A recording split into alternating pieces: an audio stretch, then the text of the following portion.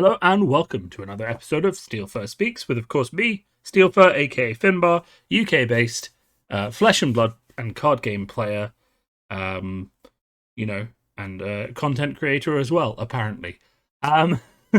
Just to note, of course, if you have liked my content in the past, please do like and subscribe the video. Majority of people who watch do not actually like and subscribe, and of course that is how I know I'm doing a good job and how YouTube knows that other people might want to see my content. So if you've been enjoying my videos, do just hit that button.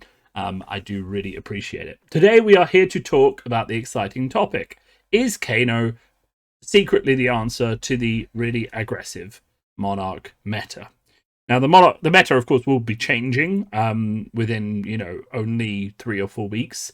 So, there's not much time left to play around with Kano.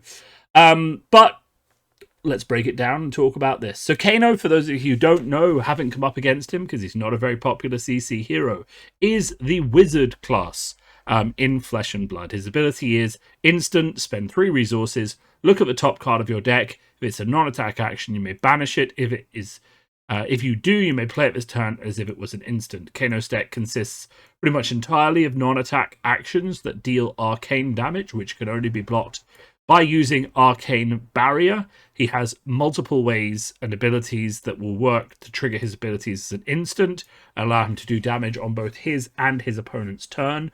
Previously, in the Blitz meta, Kano was a choice for dealing with heavy aggro metas because they would have to spend their entire hand of mostly reds to attack you, and you could deal arcane damage to them. Now, of course, Arcane Barrier, for those who know, we can see it on a piece of gear here, allows you to spend a resource to block an arcane damage, which, of course, if you are running a rather red-heavy deck, like, for example, Aggro Katsu, or in Blitz it was Ira, or even Chain. Well, Chain is a bit different, because Chain does actually have a lot of blues. But if you are running an aggro-heavy deck, you do not want to give up your precious Snapdragon Scalers, or Grasp of the Arc-Knight, or Ebonfold or something like that, just to stop arcane damage. Therefore, and also you don't want to include those cards in your deck because, of course, they take away from sideboards from other more popular matchups. So, Kano has always been the bane of aggro decks to a certain extent because they have a lot of reds, they don't want to give up slots for Arcane Barrier, and they want to get their gear out and use that gear to smash people's faces in. Of course, Kano likes to smash people's faces in too. Even more the better if those people are not wearing Arcane Barrier. And also, he has a lot of damage that he himself can apply, and his damage does ramp up if his attacks go unblocked. With the stuff like Snapback, Snapback, Ether Flare, Sonic Boom, and then, of course, Blazing Ether. He has a lot of on-hit effects that ramp up quite quickly. Blazing Ether, for example, deals damage equal to the amount of arcane damage you have already dealt. So if you can chain a few effects together and end with a Blazing Ether, all of those arcane effects basically have the on-hit effect of doubling themselves. Kano has been very powerful, but also very contentious. He is a hero that essentially people do not necessarily like to play against because they feel like it is not something within their control because they cannot block it as cleanly as they can block with a regular card from their deck, and they have to put in special tech against him. Also, the fact that Kano can play at instant speed means that sometimes he can get ahead of you, whereby you are close to winning and Kano can snatch that victory from the jaws of defeat. You can be attacking him for lethal damage, and he can burn you for lethal damage in response. And there is not much you will be able to do about that unless you have kept cards to pay for Arcane Barrier and kept Arcane Barrier in your deck. Now, I learned just before filming this video, I had planned to film this video for a week or two, which is why I've got some footage to talk through. But I had learned just before this that Kano has in fact won a 46-person Road to Nationals. It is the first Road to Nationals that Kano has won. I do still have a lot of questions floating about that win, such as how much Arcane Barrier did the Kano player go up against, because that can be a huge factor. One of the reasons that Kano was weak in the early CC meta was that a lot of people would still keep the Arcane Barrier in to address Kano. Once Kano stopped being played, a lot of people stopped running Arcane Barrier or just relied on Skullcap, which is a trap that we can discuss later on. And because of that, Kano suddenly becomes this chicken and egg thing where it's appropriate to play Kano if no one's playing Arcane Barrier. If lots of people are playing Arcane Barrier, then you shouldn't play Kano. But then if you don't play Kano, people don't run Arcane Barrier. So it's kind of like a meta call as to whether or not you think you can get away with playing Kano and whether some of these aggressive decks aren't going to run Arcane Barrier. So I'm sure, and I know I've already seen that the Kano player who won an RTN will be doing an interview. It is yet further evidence of the game's strength and balance that now that means with Kano's win that we have 10 out of the 12 legal adult heroes currently having won at least one RTN, which kind of speaks to the strength of balance, because even a tier 1.5 or tier 2 or even tier 3 hero has been shown to be able to win in this meta. So why is Kano, and I guess this is the interesting question, why is Kano the answer to an aggro meta? And for that question I am going to bring up a game I played myself recently, just at a small online armory event. Only 18 minutes, which can kind of give you a good indication of how fast the game was. Bringing up some life. I haven't played Kano in a while, so you'll see myself and my opponent just chatting and talking a little bit as we just, things happen.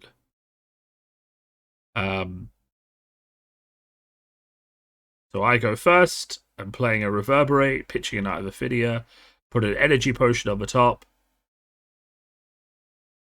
He obviously takes the damage because he has no Arcane Barrier. And then I follow up with a pitch to Kano. I think this is what I did, yeah. I don't have to worry. This is okay, first point to illustrate, actually. I don't have to worry about not attacking on turn 1 going first, because essentially he can't block my damage. So just like with if a dominated attack on turn 1 or something like that, he literally can't do anything if I choose to come in with my attacks. He has no capabilities. I'm just trying to decide whether I want the energy potion or whether I want to just do more damage. I'm fairly sure I opt to do more damage, but I haven't played Kano in a while, so I'm a bit rusty on this front. But ultimately, I play the Ether Spindle. I come in for another 4. Before it resolves, I opt out and Kano out the energy potion. And then I opt for 4, and basically I can pick whether or not I like my next hand.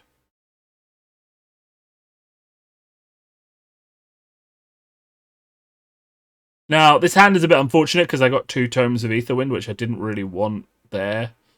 I think I actually opt just to get rid of them because it's a very aggro game. I don't want to spend my action point next turn playing a Tome of Aetherwind, even though it can be good. Like you net 1 card, which means you've got a 5-card hand, but then you've got to pitch to Kano. So it's like, okay, I've got to spend those resources. And ultimately, I'm on a very aggressive thing. So I think I decide to put those on the bottom. And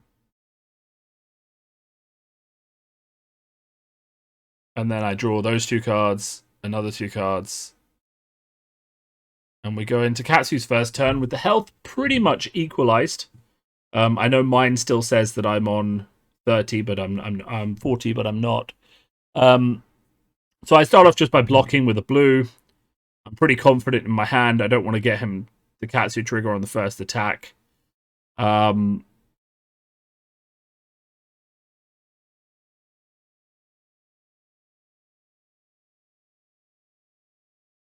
At some point, I'll realize that I'm 10. Yeah, there we go.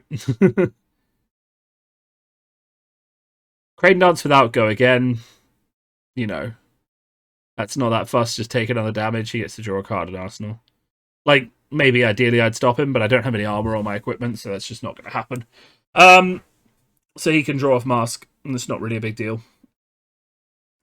And then I go into my turn with the ability to Arsenal a Lesson in Lava and play another Lesson in Lava. which is always fun.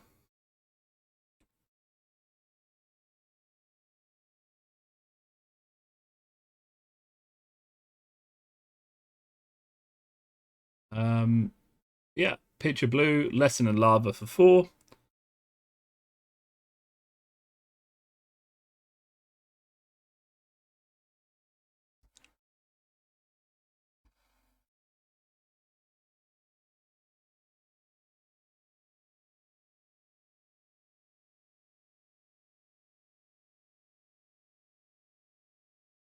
And then I get to choose a card. And I guess really I have the option here of, do I go for something explosive and just pay for it with the energy potion? Do I keep the energy potion? Very tempting to just Sonic Boom or something like that and just see what happens and try and get some more damage out there. But then it's also kind of tempting to just grab something useful like a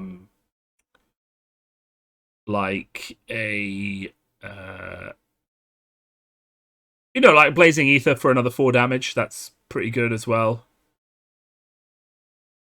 I think I went for a Sonic Boom, and then I just decided to try and push a bit more damage because that just seemed to be the speed of the game. But I don't think this was the optimal play. As I say, I hadn't played Kano in a while when I started filming this video. So that went over top. Obviously pitched. Broke the energy potion. Sonic Boom. And at this point, yeah, again, so I should have opted before I did this. As it was, I found a Snapback Red and dealt another 3 damage, which wasn't bad. But if I had opted, it could have been... we'll see what it could have been in a second. Since my hand is very much on display in this game, which I need to not do in future.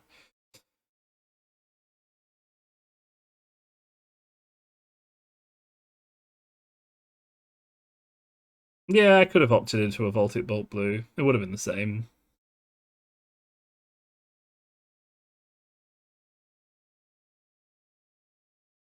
So my opponent in this game just got a free vision of all of my hand, and didn't say anything. So I guess he was happy to get the free insight, and I didn't realize because I was watching his camera.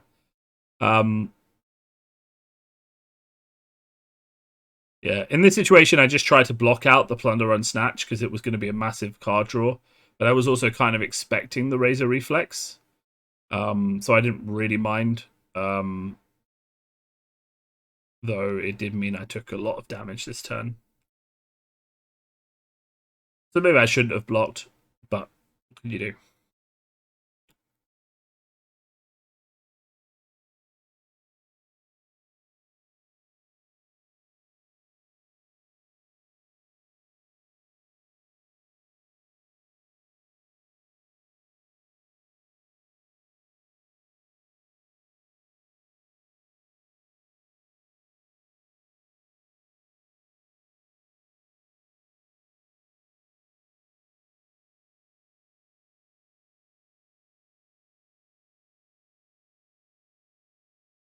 And at this point, really, I'm just looking for a good aggressive turn. I'm not looking for Tomes of Aetherwind not from my main play anyway. I'm looking for them from the top of the deck. Or, if I was going into into a finishing turn, that would be pretty good as well. So yeah, I drew up past Arsenal's the Tome of Fiendal, which, I mean, it was the only call I really had, so I was going to go with that. But yeah.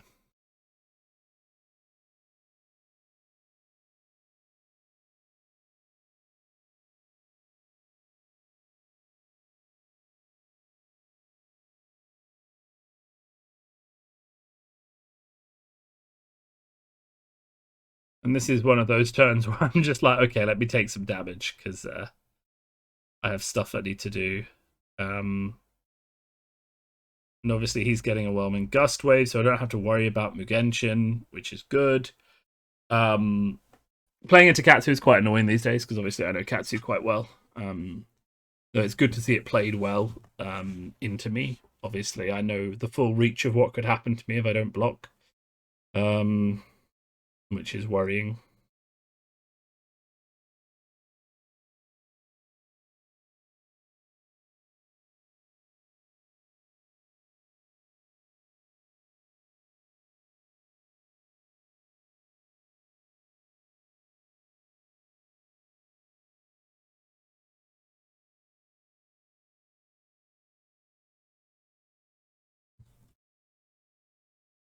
So what we're really seeing here is basically aggro from both sides. Like, if Katsu doesn't block a lot, Kano really doesn't block a lot. You know, and my opponent very much, if he had drawn well, could easily have killed me on this turn. Because he's drawn 3 cards so far.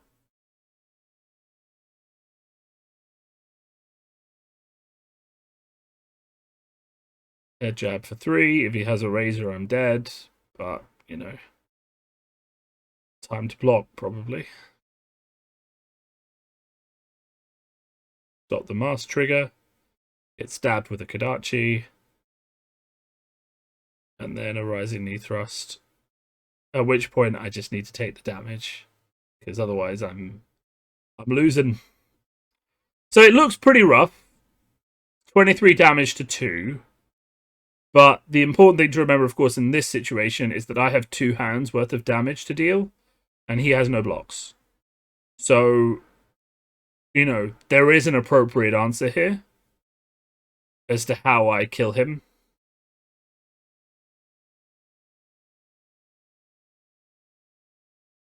And I'm pretty sure, if I remember correctly, I used the Tome of Fiendal, and then I did some Kanoing just to get him down.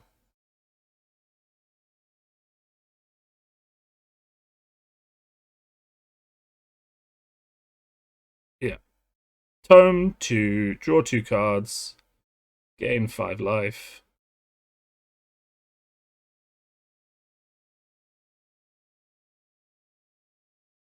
And then I've got all these cards in my hand that I can spend.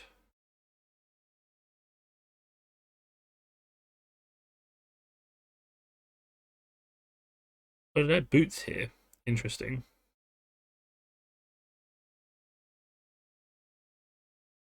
Boots into Aether Flare blue, I think it was.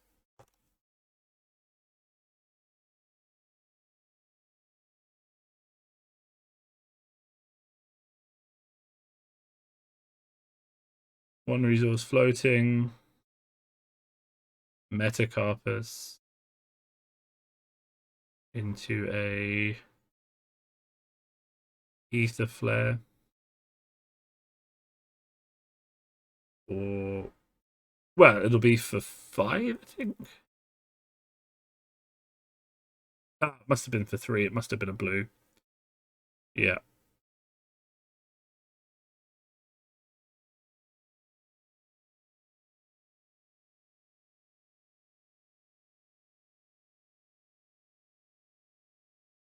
See, this is the point where I say I've been playing Kano. I haven't played Kano in ages. So my opponent and I were chatting about it. And I was like, obviously, I'm not using the boots on the card that I played first. But he was like, yeah, that's fine. So we go in for the Reverberate, which takes him down to 13. And then into the Blazing Ether, which should take him down to nada.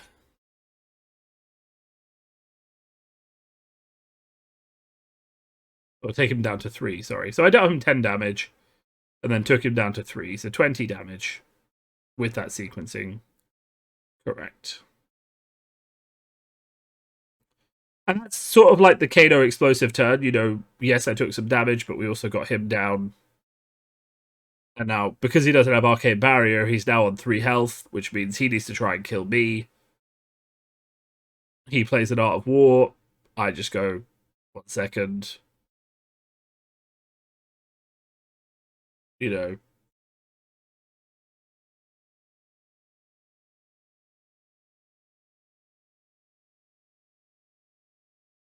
And then... Oh, no, this is where we were talking about it as we were doing it, and I made a mistake, so... let's gloss over this a little bit, because as I say, this was a casual Armory tournament. But actually, I conceded at this point and explained the mistake I just made.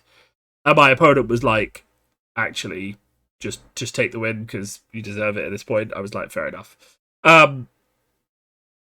But, that's kind of just how, like, mostly to illustrate, firstly, at casual level events, do not be afraid to make mistakes. Opponents are more than forgiving as you play and talk through games. And if you haven't played a deck with a long time, you will make mistakes. So, you know, don't be too harsh on yourself if you do. That's perfectly fine. The whole point of casual events is to get that kind of practice in, and you really do need reps with a deck like Kano. And I don't mind showing you guys my mistakes as well as my victories. I mean, that's part of the whole, you know, I'm not some uber awesome player. I'm just someone who did reasonably well in a season and, has got his act together with a couple decks in the game and is really enjoying playing the game. Obviously, I don't get the perfect plays every time. And when I'm learning a new hero, I definitely make mistakes. So that's why I don't take new decks to events I want to win. I take them to casual events. So, it's perfectly fine. So, yeah, so that was game one, but you can kind of see what I'm talking about, where Katsu went aggro, aggro, aggro, puts as much damage on the table as he can. Because of Kano's ability to instant damage him during his turn, you basically have that real threat coming in. And there's not much actually that they can do about it, because if they don't have Arcane Barrier, they can't stop you. And then in the second game, which was versus Dash, and this is a Dash player who loves Kano, he's going to recognize his bat here. It was very much the same. The Dash was loading his pistols, shooting me. So the game is actually shorter because we haven't actually started it by the time 5 minutes rolls around.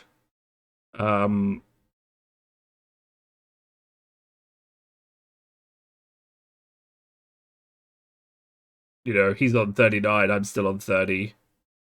Shoots me with some pistols. I'm blocking up fairly consistently because I didn't have a very good aggro hand. But I'm coming in with the Reverberate for 4.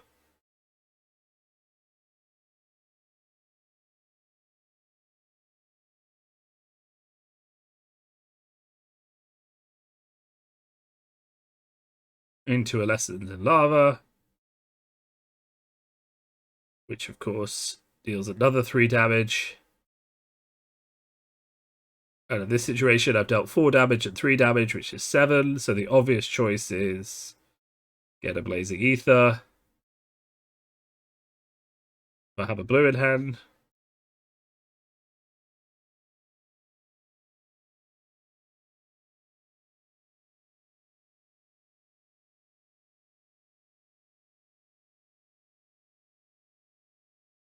I have 2 blues in hand. I get 2 Blazing Ethers.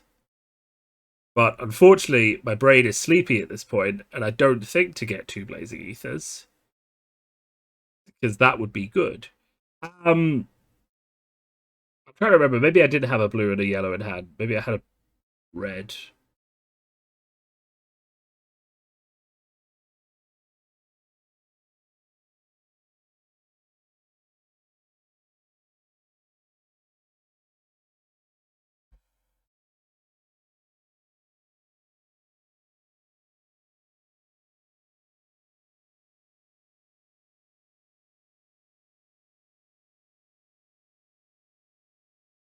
There we go.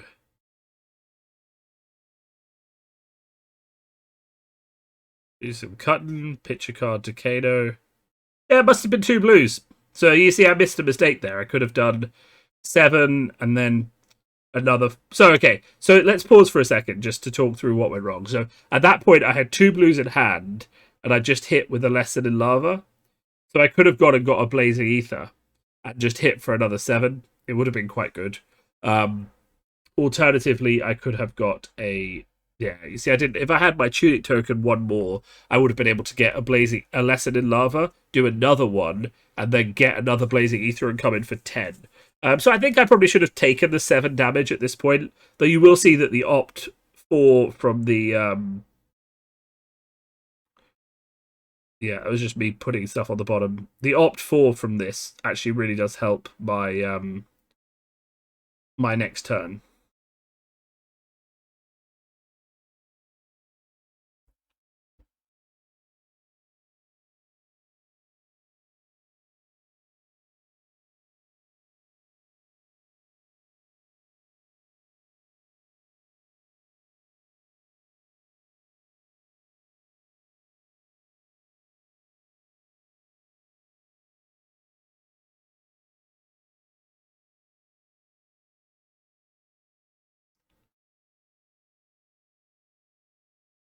So I take some damage. I block some damage. That's fine. And on my turn, I do some more damage.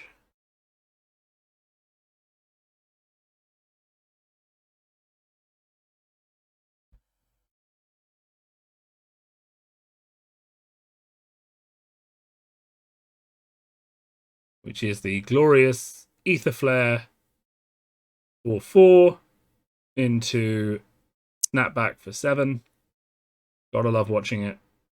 These sorts of combos, and this is kind of the point, I think a good place to point out something, is that those kind of combos, the Ether Flare into Snapback, do not work nearly as well if your opponent has Arcane Barrier. But again, if you're in a tournament where everyone is playing this aggro meta where no one has brought Arcane Barrier, then suddenly you actually have...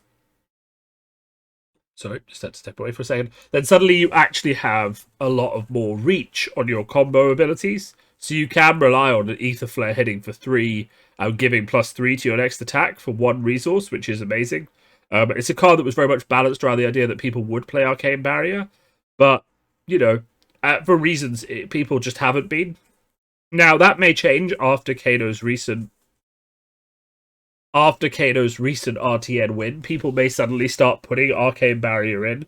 But it is very likely that if Kano hasn't been prevalent in your meta, that no one is going to be running Arcane Barrier because no one has, you know, that much experience or practice with or against Kano, right? So if you don't have a reliable Kano player, they can't turn around and suddenly start putting combos together. It's actually quite a difficult game to deck to play. You have to know what to search for, what to opt for, what your combo lines are, how to get everything, you know, running smoothly. You can't necessarily just rely on, you know, you can't just necessarily pick it up and play it like you can with some of the aggro decks. Though I would say every deck in this game requires a certain amount of reps to get comfortable with. So you'll see I just do some opting. Pick up my hand, arsenal a card. Happy days. He's on 18, I'm on 10. So I am very much close to dying, but once he gets down to the 18 range, we're going to start seeing that, you know, it doesn't really matter. Okay, so we're just going to skip through. I take some more damage. He's pinging me. I'm perfectly happy there. And then I don't even need to do this on my turn, which is kind of funny, so I can just do this on his turn. Though normally I wouldn't. I wait until my turn because then I have a free action point. So we chain lightning into snapback, which is a classic combination. Snapback will only be played as an instant if you've played another wizard spell. So you can play chain lightning as an instant and then play snapback as an instant on top of the chain lightning. Chain lightning will only deal 3 damage if you have resolved a wizard action before it. So you can play the snapback as an instant, resolve the wizard action, and then you get the 3 damage on the chain lightning, and then you resolve the chain lightning so your next card gets played as an instant. I can go chain lightning, lesson in lava to get blazing ether, and that works out perfectly for 9/9 damage, 18 damage. And my opponent was quite happy because he loves playing Kano, so he doesn't mind that I melted him. He wishes he could play Kano as well, but he just stopped because it was too inconsistent. And inconsistency really is where we circle back to with our lovely Kano video, because ultimately you'll notice I've put a lot of caveats in here. The reason that Kano isn't a tier 1 hero and you shouldn't expect to run into him that often is because he lacks consistency in terms of, you know, if your opponents run Arcane Barrier, especially if it's someone like Chain running Arcane Barrier, you can have a really hard time Brute has Arcane Barrier and Skullhorn. Some classes like Ranger have Arcane Barrier on their equipment by default. And you don't really have a good solution in CC to doing that. You can play around it, but it's not easy. And the fact is that the power that Arcane Barrier brings to the game really makes Kano less likely to be consistent and less likely to win. So really, you can't make a solid meta call to play Kano being like, well, no one's going to have Arcane Barrier, because you don't know. And people will bring it, especially now that Kano has won an RTN. But that being said, if you have some experience playing Kano in the past, if you have that record of understanding Kano, and you think that your meta is going properly aggro and people aren't going to respect that decision, then as we've seen, bringing Kano to an RTN can be the answer to a lot of those traditional meta decks who are trying to race and out damage you. Someone like Chain, for example, doesn't have a lot of on-hit effects. He can put out a certain amount of damage early game, and Kano can and will end games by turn 3, at least your opponent's turn 3. You will have 4 cards of hand in which to deal 40 arcane damage, which Kano can absolutely do. And even if that Chain is running 1 Null Rune 1 against the Viscerites he expected to run into, he may not be able to stop the arcane damage before you race him. And that's why, this title of this video is not clickbait, because, people will definitely accuse me of that. It's because if you know your meta is aggro, and if you know that it's going that way, Kano is actually a solid and viable choice to bring to a road to nationals, especially if you have that experience with him that will let you set up the optimal play, block with the right cards, search for the right cards, and all of those little nuances. He has the ability to, and I've seen this happen, melt Chain, melt Bolton, melt Katsu. He can beat Dash. He can beat, well, Bravo's a harder matchup, but only really if Bravo brings Arcane Barrier. Harder matchup in general. But all of those top tier decks we've just talked about, Dorinthia, Chain, if none of those people bring Arcane Barrier, Kano can absolutely wreck their faces. If they do, it becomes a much more difficult matchup. But who's running Arcane Barrier? Because no one's playing Kano. And that is why Kano may be a solution to the super aggro meta, because he exploits a weakness in that the fact that those decks really want those sideboard slots to basically get more aggro or more defensive in their meta, and aren't willing to dedicate 3 slots to Null Rune Barrier because no one's running Kano, because, Kano is bad, but then Kano becomes, isn't as bad when no one is running Arcane Barrier.